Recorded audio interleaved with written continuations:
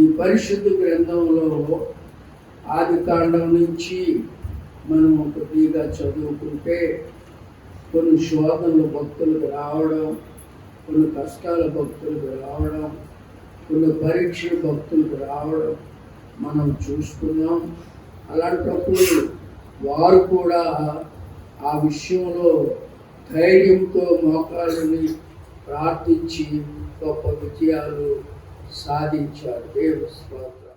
బబులోను రాజు అయిన యెరూషలేము మీద దండెత్తి యెరూషలేములో ఉన్న యూదులందరిని కూడా జయించి బబులోను దేశం తీసుకెళ్ళిపోయాడు. ఆయన ఏం చేశాడంటే బబులోను దేశం తీసుకెళ్ళిపోయిన తరువాత దూరాన మైదానంలో గొప్ప ప్రతిమను 3 అధ్యాయం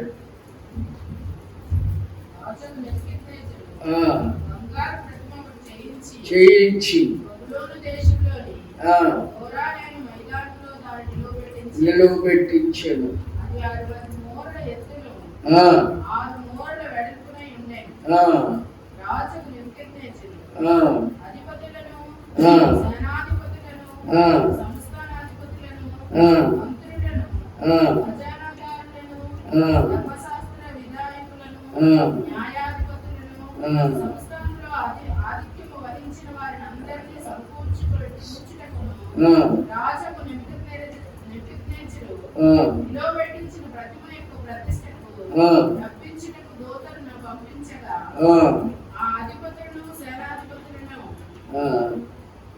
వాళ్ళందరూ వచ్చారు ఆ ప్రతిమకు పూజ చేయడానికి, నమస్కారం చేయడానికి. కానీ ఇప్పుడు ఆ 3వ అధ్యాయంలో ఒక గుంపు ఉంది. ఆ గుంపు ఎవరంటే దానియేలు, షద్రక్, మేషక్, అబేద్నెగో. వీళ్ళు మాత్రము ఆ ప్రతిమకు నమస్కారము చేయనన్నారు. రాజుగారికి ఈ విషయం తెలిసింది. ఏంటయ్యా, నేను నిలబెట్టిన ప్రతిమకు మీరు నమస్కారం చేయనన్నారట. అసలు నా చేతిలో నుంచి మీ దేవుడు విడిపించగలడా? మీ దేవునికి అంత శక్తి ఉందా అని ఆ షద్రక్, మేషక్, అబేద్నెగోని గద్దించాడు. కానీ వారు చెప్పిన మాట ఏంటంటే, మా దేవుడు వేడిమి గల ఈ అగ్ని గుండంలో నుండి సమర్థుడు. చూసారా, విశ్వాస వీరుల యొక్క మాటలు, భక్తి కలిగిన వారి మాటలు, ప్రభువును పరిపూర్ణంగా నమ్మిన వారి మాటలు. ఇది మనం గమనించాలి. నా చేతిలో నుండి మీ దేవుడు తప్పించలేడు అన్నాడు. దానికి సమాధానం ఏం చేయాలి? షద్రక్, మేషకు రాజుగారు రా బాబు, రాజుగారు తలంచితే ఏరికైనా కొదువు లేదు, అందు గురించి ఆయన ఏమైనా చేయగలడు. అందు గురించే ఒరే ఏమంటారు చెప్పండి, పరిగెత్తి పాలు తాగి మరి నిలబడి నీళ్ళు తాగితే మనకి ఏదో ఇచ్చేసుకుందాం, అందుకు మనం తప్పకుండా ఆ దేవతకు మొక్కదాము అనుకున్నారు కదా. అనుకున్నారా? అలాగా అనలేదు. ఎంత చక్కగా ఉంది ఆ మాట. నెబుకద్నెజరు, రాజా, ఇందును కూర్చుని ప్రత్యుత్తరం ఇయ్యవలన ఆ చింత మాకు లేదు. ఎందు గురించి అంటే ఈ వేడిమి గల వండుచున్న ఇది గమనించండి. అప్పుడుకి కొంతగా వేడికి ఆ అగ్నిగుండం కాలుతుంది. కానీ ఎప్పుడైతే వీళ్ళ మాటలు విన్నాడో 7 అంతలు ఎక్కువ చేశాడు ఆ మంటలు. చూసారా ఎన్ని? 7 అంతలు. అంటే మనం ఎక్కడ అక్కడ ఆగిక అగ్గి మంటలు కాలుతుంటే ఇక్కడికి వచ్చి కొండలు కొడుతున్నాయి.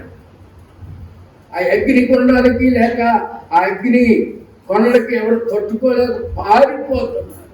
కానీ షడ్రక్ మేషక్ అబేద్నెగోలు దానియేలు వాళ్ళు పారిపోలేదు.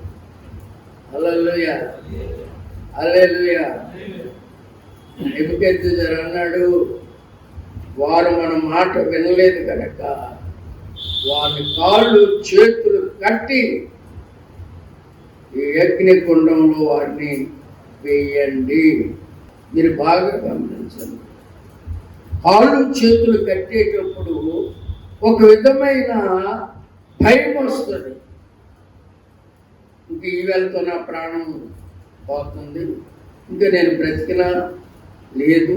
ఇప్పుడు షద్రక్ మేషక్ అబేద్నెగోలు పారిపోయారా దిగారా? అందులో చెప్పండి, పారిపోయారా దిగారా? పారిపోలేదు. నలుగురు మనుషులు ఈ వ్యక్తులను పట్టుకొని అగ్నిగుండంలోకి విసిరారు. ఇక్కడ బాగా గమనించండి, ముగ్గురు దానియేలు, నలుగురు 4 చేతులు కాలు పట్టుకొని విసిరేటప్పటికి విసిరిన వాళ్ళు ఏమైపోయారు? జ్వాలలకు వాళ్ళు అయిపోయారు. ఎందు గురించి అంటే ఒక మాట ఉంది బైబిల్లో, నాకు విరోధమైన ఏ ఆయుధము వర్తిల్లదు. నాకు విరోధంగా మీరు చేస్తే మీ ఆయుధాలైనా, మీ నమ్మకత్వాలైనా, మీ కార్యాలైనా అవి ఎందుకు పనికిరావు. కారణం ఏంటంటే నా ప్రజలను ఎలా రక్షించాలో అది నాకు తెలుసు. దేవుని హల్లెలూయా హల్లెలూయా. ఆ నలుగురు అందులో పడేటప్పుడు షద్రకు మేషకు అబేద్నెగోలు ఇంకొక వ్యక్తి కూడా అందులో పడ్డాడు. మొత్తం ఎంతమంది? 4 అగ్నికుండంలో తిరుగుతున్నారు. చాలా భయంకరమైన కఠిన శిక్ష. దేవుని స్తోత్రం. హల్లెలూయా హల్లెలూయా. ఈ నలుగురు తిరుగుతున్నప్పుడు పడవేసిన ఆ రాజు తాలూకా ఆ సైనికులు లేక రాజు దగ్గర ఉండే పనివారు, మనం ఎంతమందిని వేసాం ఇందులో? మనం వేసింది ఎంతమందిని? 3 మనుషులు వేస్తే నాకు 4 కనబడుతున్నారు అన్నాడు. కనుక దేవుని సన్నిధిలో మనం 3 వేసాం. 4వ వ్యక్తి ఎవరైనా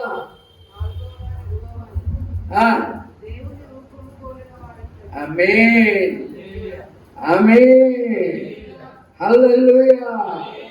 యేసయ్య అంటున్నాడు, నేను మీతో ఉంటాను, మీలో ఉంటాను, మీతో నడుస్తాను, మీకు అండగా ఉంటాను. తల్లి తన బిడ్డను మరిచిన నేను నిన్ను మరువను.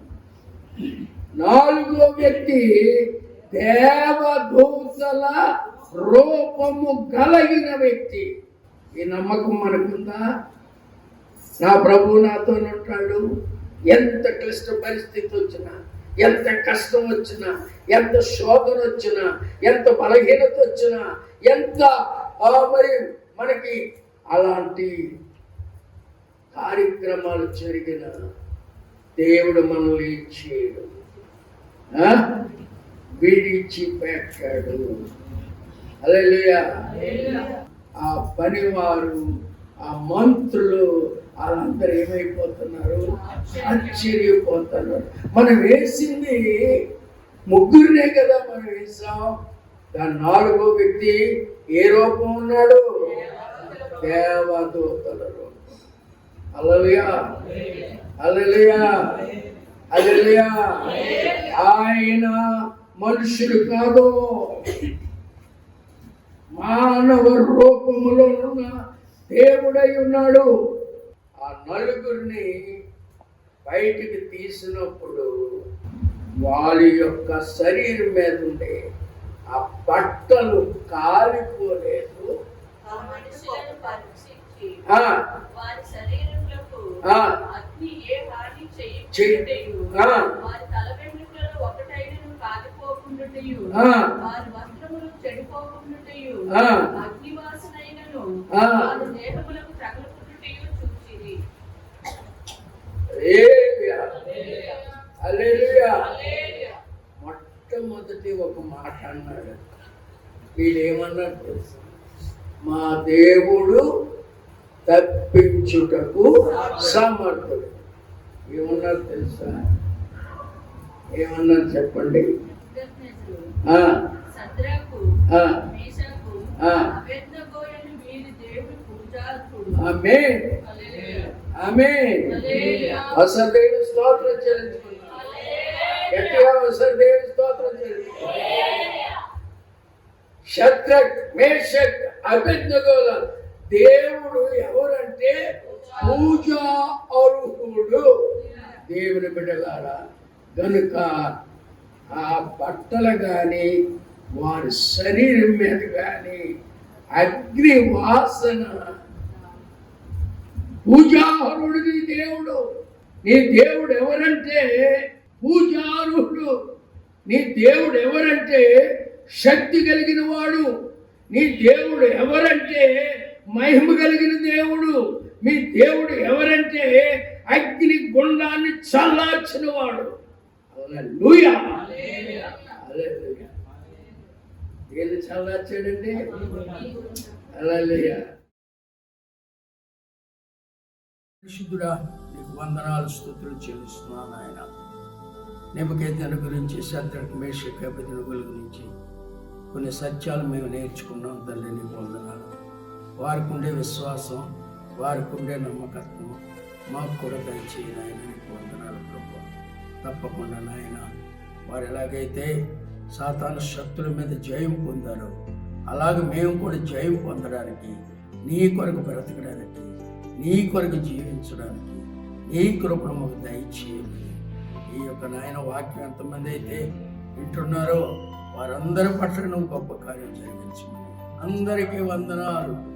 God bless you.